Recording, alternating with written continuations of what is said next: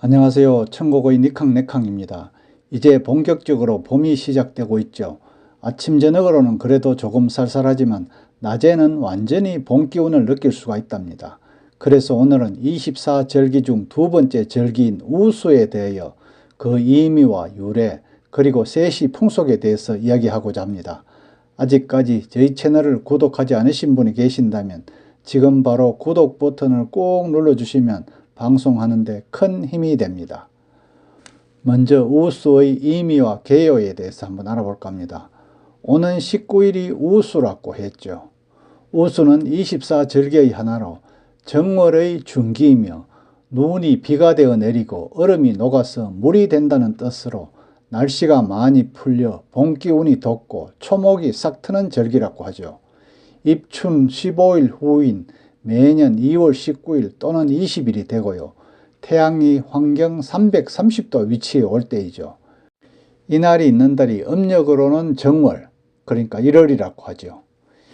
2월 19일 우수는 봄에 들어선다는 입춘과 동면하던 개구리가 놀라서 깬다는 경칩 사이에 있는 24절기의 하나로 우수라는 뜻은 빗물이라는 뜻이죠. 그래서 겨울철 추위가 풀려가고 눈이나 얼음, 서리가 녹아 빗물이 되고 한파와 냉기가 점차 사라지며 봄이 오는 것을 알리는 절기죠. 우수가 되면 겨울 추위가 끝나가고 봄바람이 불어온다는 데서 대동강물이 풀리는 날이라 이런 속담도 있다고 합니다. 다음 우수의 유래에 대해서 한번 알아볼까요? 그럼 먼저 우수에 대해서 알아보기 전에 24절기는 어디서 유래된 것일까요? 24절기는 중국 화북지방에서 유래된 것이라고 하죠. 그래서 한반도의 기후와는 다소 차이가 있다는 걸 알 수 있죠. 우수가 돼도 아침 기온이 영하 5도 아래로 떨어지는 추위가 계속되거나 눈이 쏟아지는 경우도 심심찮게 있는데요. 그래도 우수라는 절기가 지나면 영하 10도 안팎의 한파는 더 이상 오지 않고요. 꽃에 열리는 나무에도 겨울 눈이 생기고요. 얼었던 땅이 녹는 등 봄으로 서서히 접어들기 때문에 겨울은 사실상 끝났다고 봐야 하겠죠.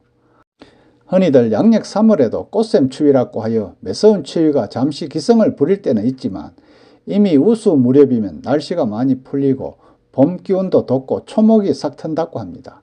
한 번 더 말씀드리지만 우수는 눈이 녹아서 비나 물이 된다는 날이니 곧 날씨가 풀린다는 의미랍니다. 한편 우수 다음 절기인 경칩은 3월 5일이지요.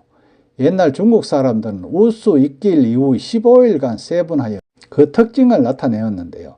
첫 번째 5일간은 수달이 물고기를 잡아다 늘어놓고 다음 5일간은 기러기가 북쪽으로 날아가고요. 마지막 5일간은 초목에 삭이 튼다고 하였답니다. 한편 우수 무렵이 되면 수달은 그동안 얼었던 강이 풀림과 동시에 물 위로 올라오는 물고기를 잡아 먹이를 마련한다네요. 원래 추운 지방의 새인 기러기는 봄 기운을 피하여 다시 추운 북쪽으로 날아가는데요. 그렇게 되면 봄은 어느새 완연하여 마지막 5일간, 즉 말후에는 풀과 나무가 삭이 트게 되는 거죠. 24절기를 정확하게 말하면 상순에 드는 절기와 하순에 드는 중기로 나누는데요. 흔히 이들을 합쳐서 절기라고 하죠. 입춘이 절기인 반면 우수는 중기가 되는 거죠. 24절기에 대해서는 이 채널에서 소개해드린 바가 있는데요. 24절기에 대해서 자세히 한 번 더 보시려면 우측 상단 자막을 클릭해 주시면 됩니다. 그리고 우수와 관련된 속담도 한번 볼까요? 우수 뒤에 얼음같이 이런 말이 있죠. 이는 슬슬 녹아 없어짐을 이르는 뜻으로 우수의 성격을 잘 표현하는 말이랍니다. 다음 우수 때의 세시 풍속을 한번 볼까요? 먼저 세시라는 말에서 세는 한 해, 그러니까 또 시는 추나 추동과 같이 12달을 의미하는 거죠. 세시 풍속은 농업과 밀접하게 관련되어 있는 것으로 농경의례라고도 하지요. 농경사회에서는 농경의 고비마다 신에게 제물을 바치면서 풍요를 기원했고요. 고단한 농사일의 피로를 풀기 위해 잔치를 벌였다고도 하죠. 세시 풍속은 1차적으로 역법이지만 명절에 행하여지는 의례는 대부분 주술적인 의미를 지니고 있고요. 마을신앙이나 가택신앙, 자연숭배, 공영숭배, 조상숭배, 전복 등을 통해 종교적 기능을 수행한답니다.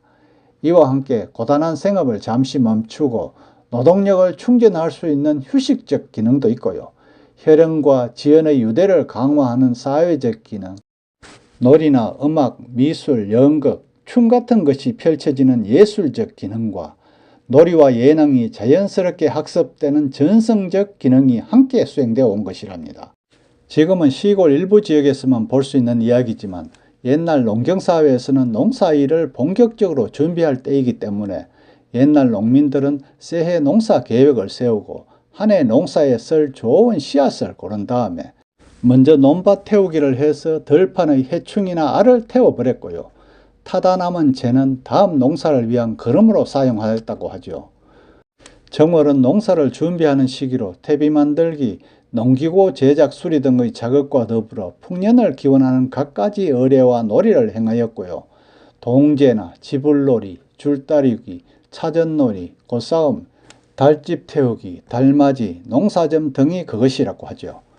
복조리 세시 속담에는 삶의 지혜가 깃들어 있는데요.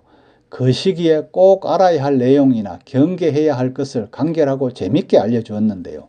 전통사회에서는 농사가 가장 중요한 관심사였기 때문에 풍년을 바라는 속담이 많았죠. 겨울에 눈이 많으면 풍년이 든다.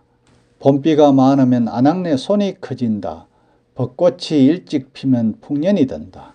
제비가 일찍 오면 풍년이 든다. 이런 것들이 그러했고요. 또 동식물의 울음이나 생육 상태에 따라 기상을 예측하기도 하였는데요. 개구리가 울면 비가 온다. 고구에 가물면 땅이 석자가 마른다. 봄꽃이 가을에 피면 추위가 늦다.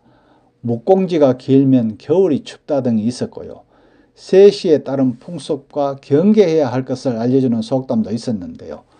5, 6월 하루 놀면 동지 섣달 열을 굽는다. 유두에 소 타지 말고 8월에 소를 타라. 백중날은 논두렁 보러 안 간다. 이런 속담이 있었답니다. 정말 재밌는 속담도 많이 있죠. 우수점의 음식으로는 설날에 이어 계속 먹던 떡국과 만둣국이 있었고요. 또 우수는 정월 대보름을 전후하여 부럼이나 귀발기술, 이명주라고도 하지요. 팥죽 같은 것도 우수점에 맛볼 수 있는 음식들이었답니다. 그 외에 오곡밥이나 진채, 그래 묵은 나물이란 이런 뜻이죠. 진채, 박, 버섯, 콩, 순무, 무잎, 오이, 가지껍질, 호박잎, 도라지, 콩나물 등 다양한 재료를 이용하여 만든 나물로 정월 대보름을 전후하여 우수점에 맛볼 수 있는 음식이라고 하죠. 지금까지 원래 24절기 중 두 번째인 우수에 대해서 알아보았는데요. 우수라고는 하지만 아직 아침 저녁으로 날씨가 많이 쌀쌀하죠. 요즘 극성을 부리는 오미크론도 조심하시고요. 끝까지 시청해 주셔서 감사합니다.